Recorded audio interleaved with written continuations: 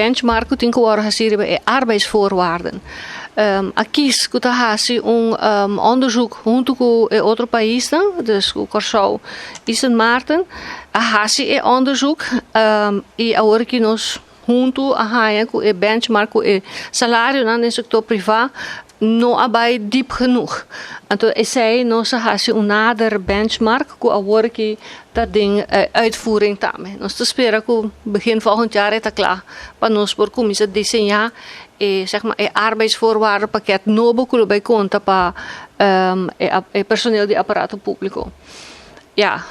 Doorheen, aan dia te bisa quanto non-actieve team, que você hasico é niet integre gedrag, que todos senang também nos informar diferente viaja, e grupo abaja, entretanto te dias, semana passada wat jesum, pero nos gana caso, dus met conta cada rato 1-1, nos está na dia sawo. E a base die uitspraak nos lo voorbij atender com outro na mesma maneira Pero também tem diferente beleidsadviezen dan kunt worden aangeboden bij bestuurlijke besluitvorming. As we speak, Mikesa avita agirato nos bij ministerraad pa leg uit trece die beleidsdocumenten aan aki.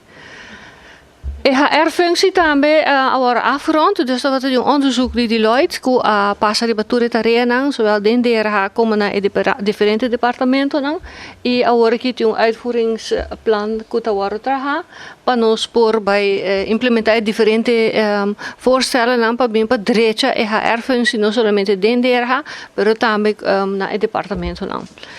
Ja, als laatste dus B9 is un más grande e más importante para nós. Que não solamente com botar selectar para trabalhar no sector público, mas com botar cana no sector público. E também mará na digital platform para trainingen, naast normale trainingen que tem dus een beleidsplan die trainingen.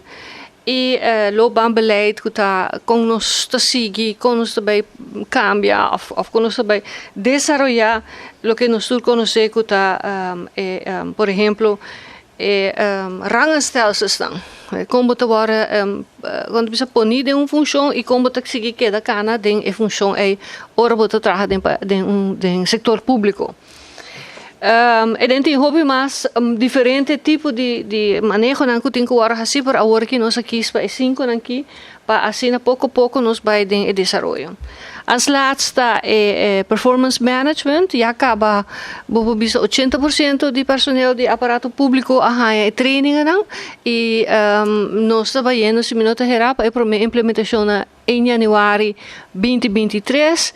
E nos amigos die DWZ logra ku ayera of ta antayera e manejo lijn worden aangeboden naar raad van advies. Dus nos projecten dan met viento en popa.